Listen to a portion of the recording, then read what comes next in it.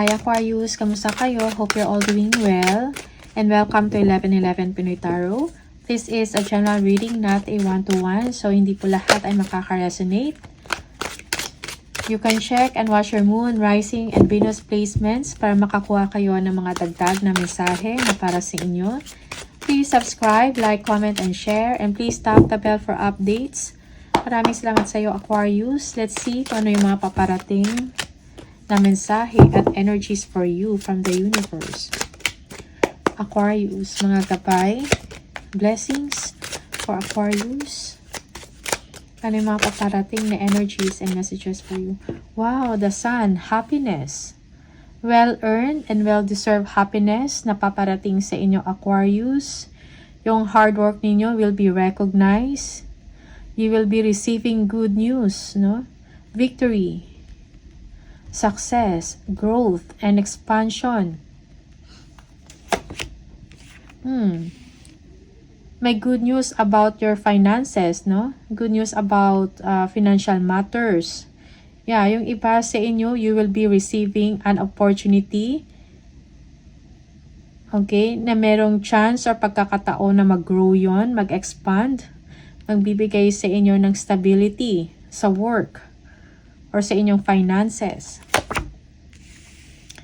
The lovers. Contracts. Documents for some of you. You will be receiving. Knight of Wands. Yeah, because of your high performance, you are very competitive. Okay, you will be receiving job offer, documents, or contracts. Okay. Yeah, for some of you, this is about partnership sa business. Yeah, they want you. Wow. So, good news. Again, you will be receiving favor. Pabor, no? Makakatanggap ka ng pabor.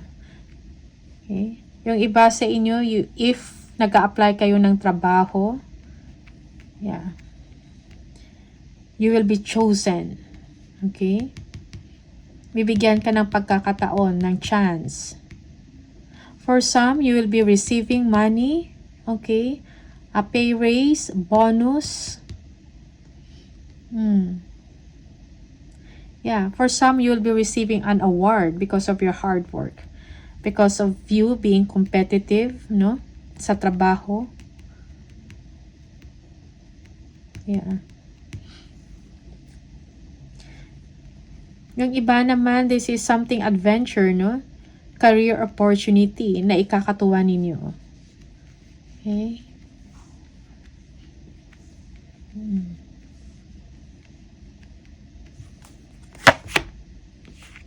Six of Cups. Yeah, for some of you, old friends, no? Mga kakilala or old contacts. You will be communicating with them or they to you, okay?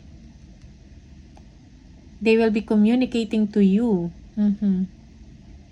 Yeah, yung iba, you are missing home. Namimiss nyo ang inyong family, okay? Na malayo sa inyo. Wow, Ace of Pentacles. New contracts, again. Job offer. Bagong opportunity sa trabaho, magbibigay sa inyo ng stability. Okay?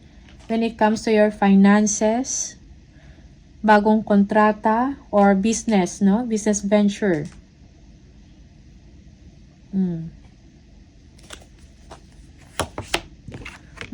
Contentment. Magbibigay ng kasagutan sa inyong mga problema, pinansyal, problema ninyo sa family, okay? Kung ano yung mga pangangailangan ninyo, that will be answered because of this job offer, a new career, big money, okay?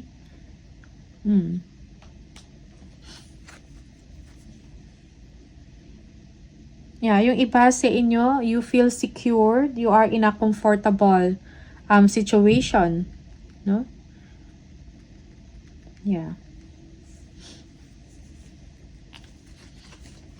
This is good luck, Aquarius. Parang magbibigay ito sa inyo ng security when it comes to your finances, about sa future mo.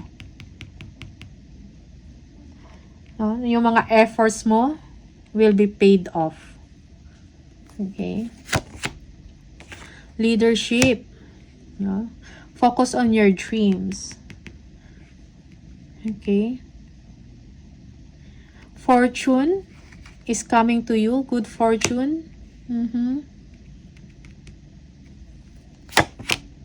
Yeah, speaking of fortune, King of Pentacles. Wealth. Kayamanan. Okay? Kung ano man yung mga offer na dumadating sa inyo or ibibigay sa inyo, take it. Okay? Magbibigay ito sa inyo ng kasaganahan, karangyaan sa buhay. Yeah.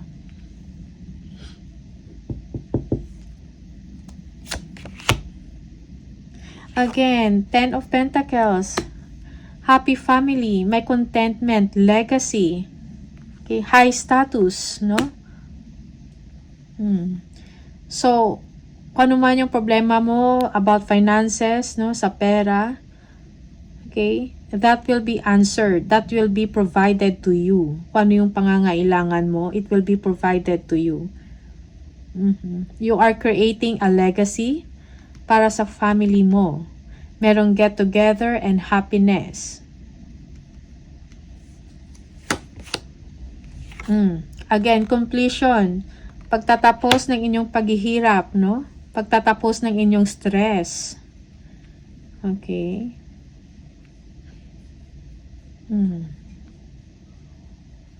Yeah. Siguro matagal mo na itong inaabangan or inaantay. You are hoping for this to receive, no? Aquarius, and now you will be receiving it. It will be offered to you. Yes. Okay, so there will be contentment, a happy home life. Merong celebration because of the achievement dahil sa matatanggap mo or ma-accomplish mo na ikakatuwa mo, that you will be proud of yourself.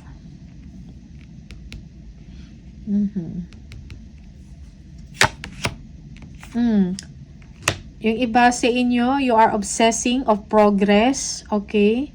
You are thinking negative thoughts already or thinking it over and over again. So, you release yourself from that. Yeah.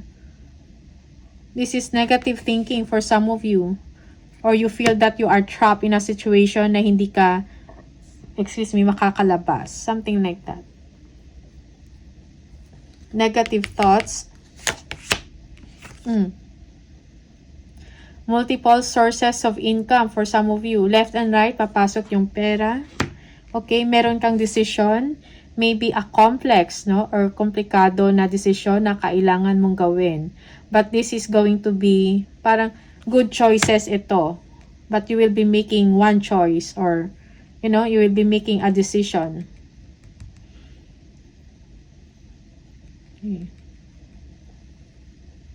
Or some of you, you need work-life balance in your situation. Okay?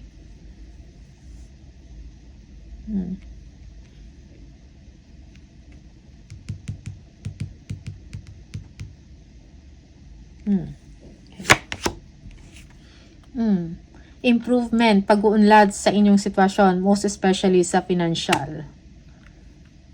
Okay.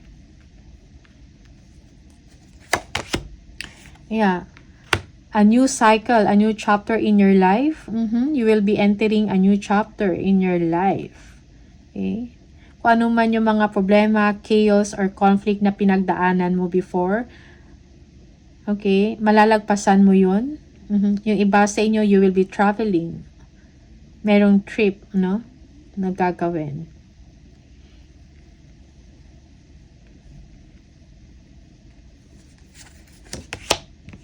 Yeah, you will be gaining strength, no? And confidence in yourself. Yeah. You are setting boundaries as well. Okay? Sa trabaho man yan or sa inyong relationship, because you don't want conflict anymore. Kung pagka lalagpasan mo na siya magkakaroon ka na ng chapter, bagong chapter sa buhay mo. Bagong phase, bagong simula na naman. Okay? Yeah, Chariot. Travel. international travel. Okay, magkakaroon ka ng lakas ng loob, ng willpower, and determined to pursue your dreams. Kung ano yung pangarap mo. Okay? Yung iba sa inyo, you will be recognized of your achievement.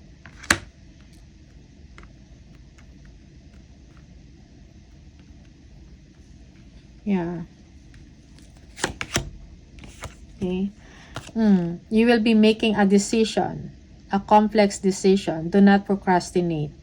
Yeah, yung iba sa inyo, tinitingnan nyo yung mga pros and cons na mga gagawin nyo or yeah, maybe for your biyahe or sa opportunity na i-offer sa inyo.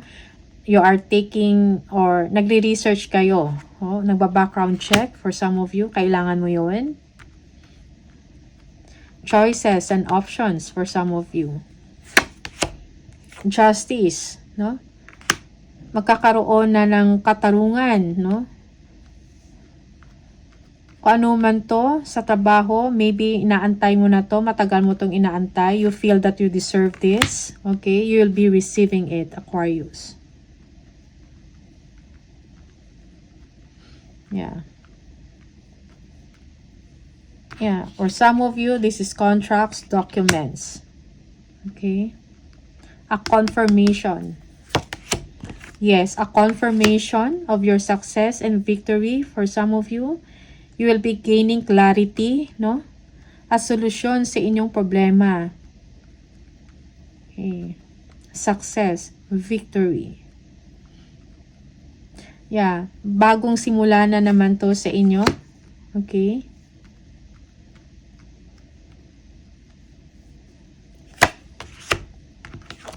Things will be better now for you. Okay, so embrace the new, Aquarius. Ma-overcome mo kung ano man yung mga pinagdadaanan mo, no? There will be ending sa mga sufferings and sacrifices mo. Okay? Yeah, for some of you, do not get lazy. Be proactive, no? Yung iba sa inyo, you are missing an opportunity.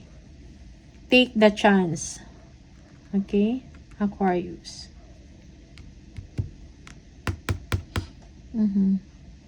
Merong offer, no? Napapasok sa inyo.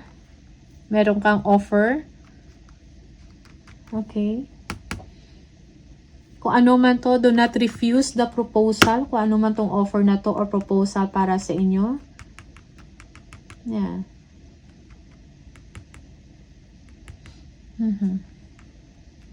Okay. For some, merong jealousy from the people around you. Okay? Aquarius. Jealousy. Yeah. New chapter. You are taking chances. You are taking the risk. No? Inaantay. Meron kang good news. News na matatanggap. Yung inaantay mo. Again, may inaantay ka. You will be receiving it.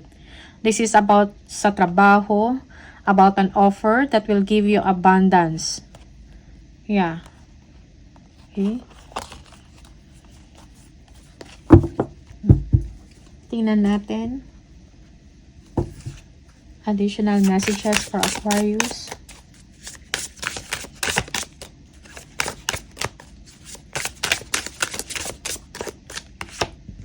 Limitations. Fear and doubt. Limit freedom of action. Let go of your worries. Okay?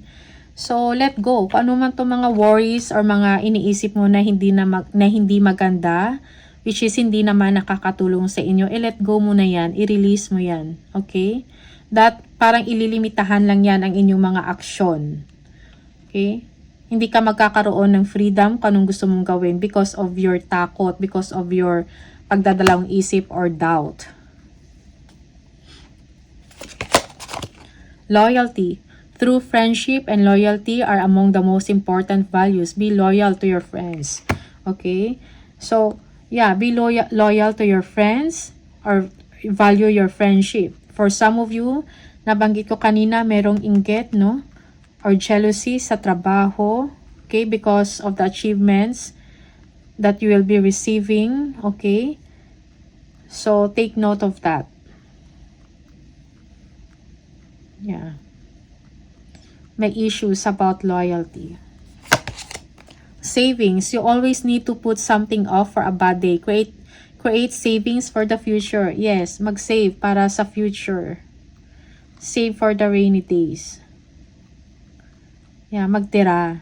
Kumbaga. Okay. Huwag ubos biyaya. Tingnan natin. Additional angel number for Aquarius, please. Number 23. If you keep saying the number 23, this is the message for you. You have a zest for life and you are eager to experience anything and everything possible. You love change and excitement and need both to feel truly alive. For you, life is an adventure to be lived to the fullest. I am adventurous. Yes, live life to the fullest. No, Aquarius, do not limit yourself. Okay? So, these are the messages for you. All the best. Maraming salamat and I'll see you on the next video. Bye!